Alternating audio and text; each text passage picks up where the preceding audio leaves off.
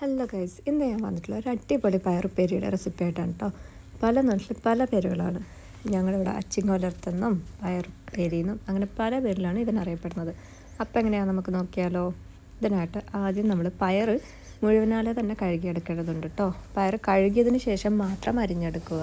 ഇതിലേക്ക് ഒരു സവാള, കുറച്ച് കറിവേപ്പില, ഉപ്പ്, വെളിച്ചെണ്ണ, ചതച്ച വറ്റൽമുളക്, ഇത് 4 കൂടി ഇട്ട് നന്നായി തിരുമ്മി യോജിപ്പിക്കുക. ചൂടായ പാനിലേക്ക് വെളിച്ചെണ്ണ ഒഴിച്ച് അതിലേക്ക് കടുകും കറിവേപ്പിലയും ഇട്ട് മൂപ്പിക്കുക. ഇച്ചിരി ധൃതിയുള്ള കൂട്ടത്തിലാണ് കേട്ടോ. എണ്ണ ചൂടാകുന്നതിന് മുമ്പേ കടുകിട്ടത് ഞാൻ. നിങ്ങൾ ആവർത്തിക്കരുത്. കടുക് നന്നായി പൊട്ടിയതിന് ശേഷം കറിവേപ്പിലയും ഇട്ട് മൂപ്പിക്കുക. ഇതിലേക്ക് നേരത്തെ തിരിഞ്ഞ് വെച്ച അച്ചിങ്ങക്കൊട്ടിട്ട് നന്നായി വഴറ്റിയെടുക്കുക. ആദ്യം ഹൈ ഫ്ലെയിമിൽ 2 മിനിറ്റ് ഇളക്കിയെടുക്കുക. അതിനുശേഷം മാത്രം അടച്ച് വെച്ച് ലോ ഫ്ലെയിമിൽ വേവിച്ചെടുക്കുക.